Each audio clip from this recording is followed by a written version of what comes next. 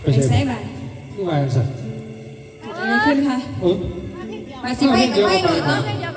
โอ้ไปสิไปกับไปเลยเอาไปที่ไปอีกหน่อยเนาะเอาปัจจิไปกับไปปัจจิป้ากับมาสิมากับมาไปกับไปไปยังรอบอ่ะติดไฟแดงมานอนทางไหนน้องก็น้ำแดงมีสาระก้างว้าอ้าวที่เราไปไหนคะเกิดทั้งคืนก่อนเอาอ่านออกวะเดี๋ยวไปอ่านต่อไปอ่านโอ้ยกระดาษจังไรลูกอ่านมันก็นะI love you อ่ะสิเลือกไผ่นอกบ้านเริ่มไผ่ละลูกเลือกไผ่ล่ะ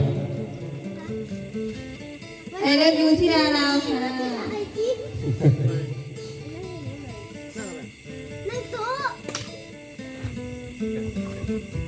เอาไปนั่งบ้านพ่อคือพ่อมาให้พ่อบ้านดีเด็กนั่งน้อบ้านดีเด็กนั่งน้อดีเด็กนั่งน้อเป็นอย่างน้องมิสนั่งไหนเนี่ยเรียนกับเขาเนี่ยเรียนกับเขาเนี่ย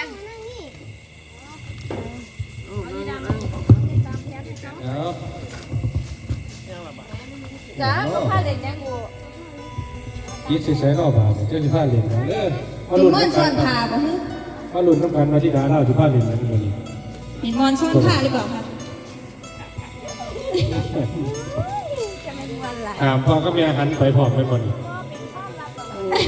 ก็เป็นความลับแล้วเอียงว่าบานนี่อุ้ยมองติดหมดเลยโอ้ยนี่หนังนอกบานสุขสันต์วันพ่อกันมา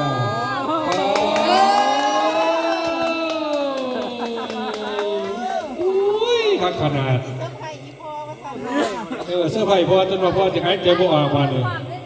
เอาอันเอียงก่อนเตรียมใส่พันพ่อไว้ก่อน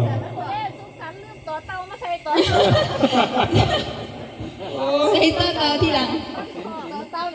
อันมันน้ำแล้วผู้ใดล่ะจะเป็นผู้นำมันเป็นเตาเลยค่ะมันคืออย่างสอเสือดิสอเสือดิสอเสือมันขอใครหรือว่าใบใหม่นั่นน่ะขอใครหน่อยนะน้องก็ขอใครอย่างว่าบานไม่ได้ยินแต่เสียงแกะเขาละบานขนมเค้กตัวนี้โอ้ยรีบไปหมดเลยโอ้ยบาที่นี่พี่มังกรมาเร็วกันหนึ่งพี่มังกรตะวันมาคือเฮ็ดถึงแต่ละบาทเฮ็ดกันนี่เอามาใหม่เราเอาขึ้นมาเราขึ้นมาบออันนี้นะคะเป็นสุขสันต์วันพ่อนะคะเงินพวกนี้นะคะเราจะเอามาให้พ่อครูสร้างเวทีนะคะเราได้มาจากไหนเราได้มาจากงานหลวงบ้านเสาหลีนะคะเป็นงานทิปงานรางวัลน้ำใจที่เอฟซีมอบให้พวกเรามานะคะเราขอมอบให้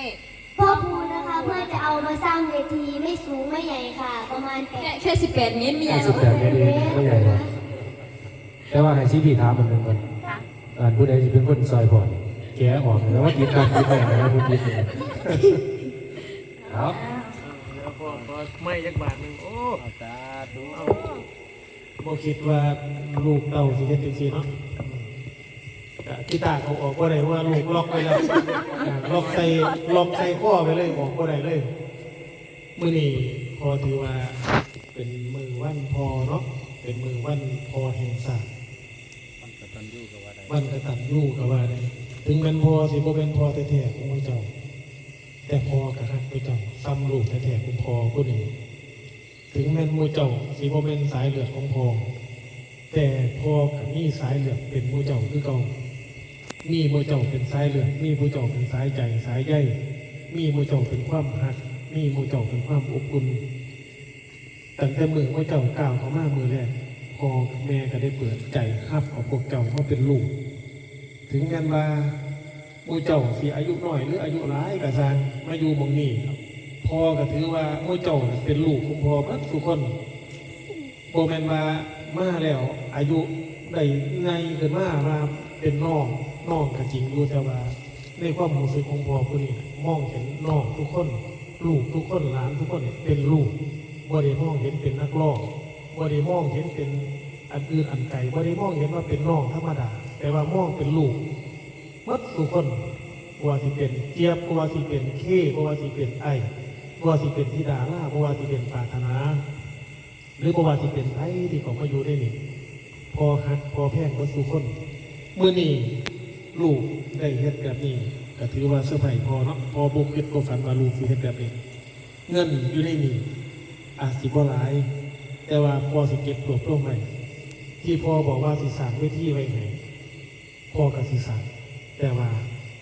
เงินตรงนี้พ่อสิขออนุญาตลูกทุกคนเก็บไว้ถ้าซื้อที่เป็นทางเขามาเงื่อนได้เฮาพ่อที่เฮาบ่ได้ย่างกันเพราะอีกบ่กี่มื้อเพิ่นก็สิปิดเส้นทางเฮาแล้วอีกบ่ถึง10 มื้อเส้นทางเฮาสิเที่ยวบ่ได้แล้วเฮาก็สิได้ย่างออกได้บาดนี้ลูก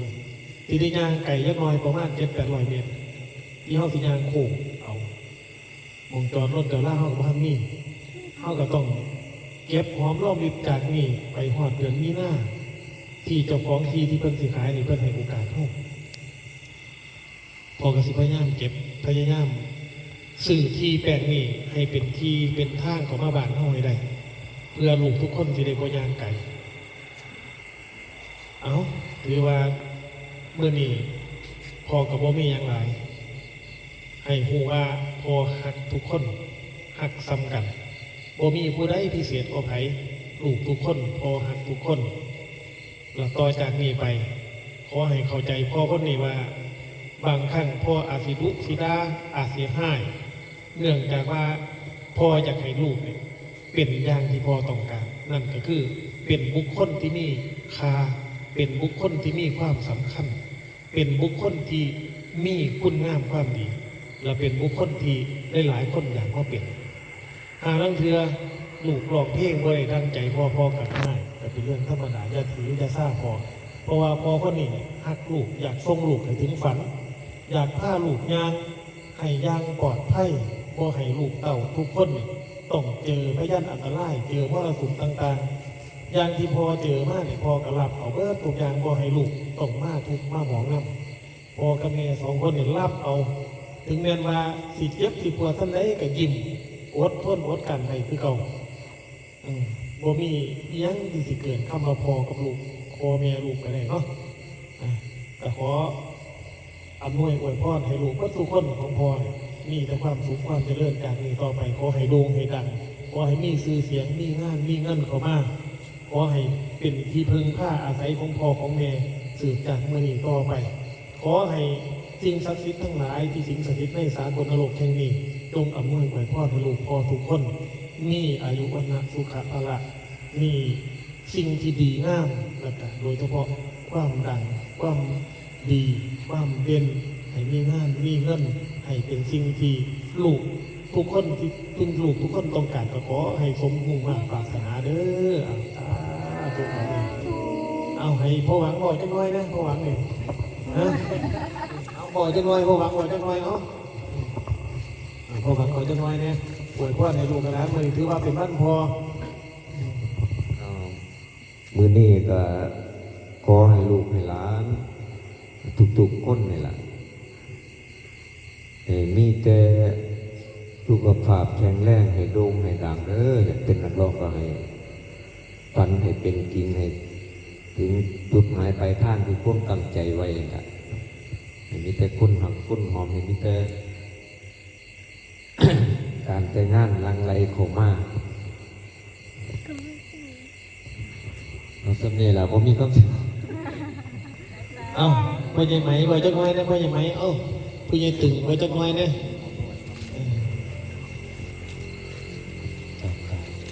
เป็นสิ่งที่ภูมิใจนะครับก็บรรลุว่าฝันมาล้านน้อยของธิดาเล่านะครับก็จะได้สั่ง